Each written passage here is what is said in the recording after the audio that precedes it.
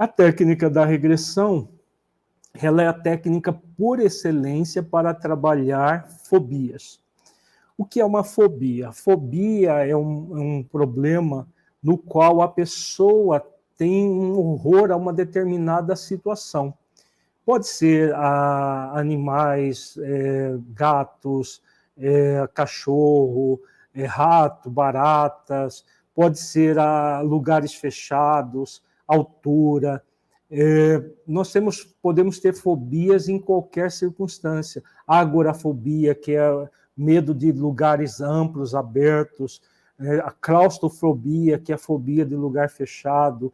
Tem gente que tem fobia de água, que não pode entrar numa piscina, não pode entrar num rio, numa praia, ela tem um horror à água. Tem gente que tem medo até de água de chuveiro, sente-se sufocada na água de chuveiro, porque é relacionado a afogamentos do passado que essa pessoa teve. Então, a fobia, qualquer que seja o objeto, a regressão de memória ela é muito útil. Por quê? As fobias, elas são resultado de experiências traumáticas. Tem gente que tem horror, fobia de animaizinhos como gatos, aqueles gatinhos fofinhos, filhotinhos, a pessoa fica horrorizada. Fobia de cobra, por exemplo, cobra todo mundo tem um certo medo, mas fobia da pessoa, até foto de cobra, ela sentir medo, significa que houve um trauma ali, muitas vezes uma morte violenta por uma picada de cobra. São muitas as possibilidades de experiências traumáticas vividas em fobia.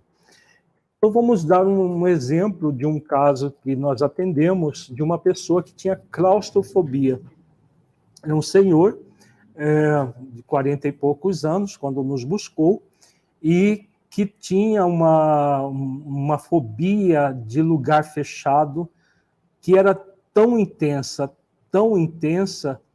que ele não entrava no elevador nem amarrado.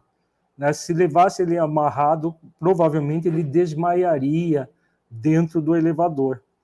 Então, o que indica isso? Que ali existe uma experiência traumática, uma ou mais experiências traumáticas relacionadas a lugar fechado, a uma situação de que ele está numa prisão. Então, ele subia 20 andares, 30 andares, se fosse necessário, a pé, mas não entrava no elevador de forma nenhuma. E no caso desse cliente, ele era representante comercial. Então, ele visitava muitas empresas que se localizavam em edifícios. E, devido a esse fato, o que acontecia? Ele precisava ir com muita antecedência para subir as escadas, chegava todo suado, precisava se recuperar antes de ir para o trabalho para falar com a pessoa que ele tinha ido visitar. Isso estava gerando um transtorno na vida dele muito grande. E ele nos buscou, sabendo que fazíamos a terapia regressiva, uma das técnicas que aplicamos. Então, iniciamos todo um trabalho no sentido de auxiliá-lo a compreender todo o processo. Aí chegamos na fase da regressão de memória. Quando chegamos na fase da regressão de memória, depois de prepará-lo para o processo, fizemos a indução com todas aquelas etapas que colocamos ali e pedimos para ele o que você pede da ordem hipnótica para a pessoa, dizer o que ela sente, o que ela está sentindo, o que está acontecendo, e a partir daí a gente vai fazendo todo o processo que é interativo, o tempo todo. A regressão de memória não é inconsciente, é totalmente consciente, ela tem noção de onde ela está, então ela conversa com o terapeuta o tempo todo. Então ele voltou numa situação que ele viveu aos 18 anos, em que ele estava servindo na Marinha, e um sargento colocou todos os soldados no porão do navio e sentou em cima da escotilha do lugar onde eles podiam sair. E começou, eles estavam lá dentro, começou o ar ficar rico em CO2 e pobre em oxigênio, porque eram muitos soldados dentro do... Ele colocou o batalhão inteiro dos marinheiros dentro desse porão, que era um lugar bem estreito, bem pequeno, para o número de pessoas. E as pessoas, vários soldados começaram a desmaiar, e eles tentavam sair do porão do navio, empurrando a escotilha, mas como o sargento estava sentado em cima, fazendo toda a força, não permitia que eles saíssem. Então, até que apareceu um tenente, viu aquela cena, viu a gritaria dos soldados, mandou imediatamente o sargento sair de cima não sei se chama escotilho ou alçapão, não sei, em cima daquele lugar onde... E aí eles foram saindo e retiraram os que já tinham desmaiado. Se não fosse esse tenente, todos eles iriam morrer sufocados no porão desse navio. Isso aconteceu quando ele tinha 18 anos. Aí, depois que faz toda a catarse, nós fizemos a catarse dele, tudo dessa experiência traumática, aí a gente pede para a pessoa buscar, avançar ou recuar no tempo até um acontecimento significativo. O que aconteceu? Ele foi por uma experiência perinatal. Então, ele se sentiu novamente nascendo, passando pelo canal do parto. Então, ele se sentiu passando pelo canal do parto, e como o canal do parto realmente estreito e escuro, o útero é escuro, e ele passando pelo canal do parto sentiu muita opressão, muita angústia por estar preso naquela experiência. São várias horas que o feto experimenta o processo da expulsão, né? O útero vai contraindo até que, dependendo da circunstância, a experiência perinatal ela é bem traumática. Então, ele sentiu toda uma opressão naquele momento, e até que ele nasceu. Quando ele nasceu, ele sentiu livre, abriu os braços, né?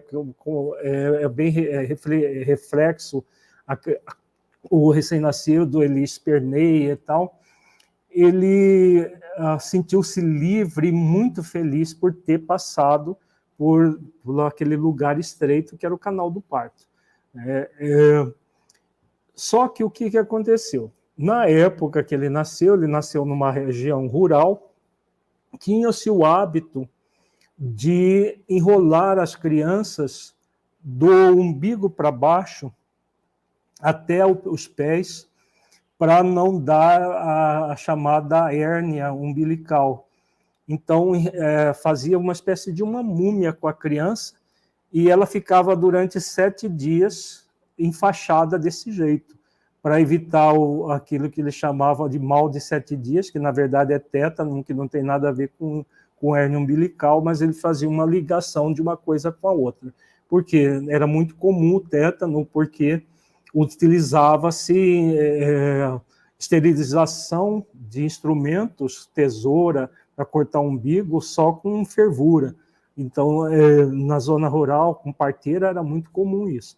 Ele ficou muito feliz durante alguns minutos, e logo enfaixaram ele. Quando enfaixaram, ele ficou com uma múmiazinha, todo enfaixado do peito para baixo, não podia se movimentar, porque eles faziam, inclusive, colocando os braços da criança dentro da faixa, e ele ficou lá durante 7 dias assim, com muita angústia, muito desespero. Fizemos toda a catarse e concluímos a sessão nesse dia com essas 2 regressões de memória a uma experiência, um trauma existencial. Os 2 foram traumas existenciais. Mas sabendo que esses 2 traumas, por mais intenso que eles fossem, ele não seria suficiente para gerar aquele nível de claustrofobia, Numa outra sessão, nós continuamos o trabalho terapêutico. E aí colocamos a claustrofobia como tema. Aí ele voltou para uma experiência que ele se viu dentro de um caixão. Ele acordou dentro de um caixão. Ele tinha sido enterrado vivo. Ele passou por um fenômeno que não é tão incomum, chamado catalepsia. Como antigamente não tinha eletroencefalograma para saber se a pessoa estava com atividade cerebral ou não, hoje você testa se uma pessoa está morta pelas atividades do cérebro. Quando a morte cerebral significa que a pessoa morreu. Em catalepsia, a respiração fica tão imperceptível, batimento cardíaco tão imperceptível, e até antes de ter o eletroencefalograma, era assim que se diagnosticava que alguém tinha morrido. Pela ausência de batimento, ausência de respiração, e aí as pessoas eram enterradas. Era um fenômeno relativamente comum. Hoje já, praticamente, quando existe alguma dúvida, faz-se eletroencefalograma, havendo atividade cerebral, a pessoa pode estar realmente numa situação assim, que praticamente não dá para se perceber batimento cardíaco, nem os movimentos respiratórios, porque é um estado chamado cataléptico. E aí o que aconteceu? Ele acordou, estava dentro de um caixão. O desespero desse homem nesse dia, fazendo a catarse, era muito grande. Ele chegava de dar pequenos saltos no divã, se debatendo, porque imagina, só de imaginar, né, dá para a gente sentir. Imagina você despertando dentro de um caixão, sabendo que você está enterrado, que não é possível sair de jeito nenhum e que você vai morrer sufocado em pouco tempo ali. É desesperador. Então, ele entrou num desespero, numa angústia muito grande, e é exatamente esse o grande objetivo da regressão de memória, fazer todo um processo de liberação daquele conteúdo emocional que está sendo vivido, colocar todo esse sentimento para fora, até que a pessoa, no auge daquilo, ela entra no ponto de mutação, fazemos a pergunta consciencial, se ela, sabendo que isso é parte do passado dela, você quer se libertar de tudo isso, de toda essa angústia, de todo esse medo. Aí, se a pessoa fala assim, aí nós fazemos, normalmente nós damos um pequeno toque aqui no quarto chakra, e a pessoa se vê fora do corpo, e aí nós pedimos para a pessoa entrar num túnel de luz, e aí é feito todo um processo de ressignificação essencial daquela situação traumática. Na nossa opinião, na minha opinião, a melhor técnica para fobias. Eu não tenho um caso de fobias que não se resolveu com a regressão. Tem outro caso que eu já até citei aqui, um caso de uma pessoa que tinha medo de fogos, de trovões, e que viveu uma experiência na Inglaterra. Já temos aqui na live sobre fobias, temos esse caso todo relatado. Se vocês quiserem, é só buscar o termo fobia aqui no YouTube. Nós temos a playlist de todas as lives gravadas. Então, a técnica da regressão, ela vai retirar essa situação traumática, ela é extirpada como um tumor. Então, nesse caso da claustrofobia, desapareceu completamente, nunca mais ele teve medo de lugar fechado. Entra no elevador com naturalidade, no próprio consultório, ele precisava saber que a porta estava destrancada e que ele poderia sair correndo a qualquer hora que ele quisesse.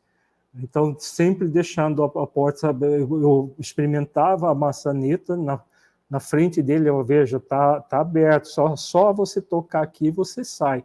E meu consultório não é pequenininho, não é um cubículo, é uma sala relativamente grande. E mesmo assim ele tinha um horror enorme, ficava sempre olhando para a porta até que foi feito todo esse trabalho. Com esse trabalho, as coisas melhoraram e nunca mais ele teve fobia.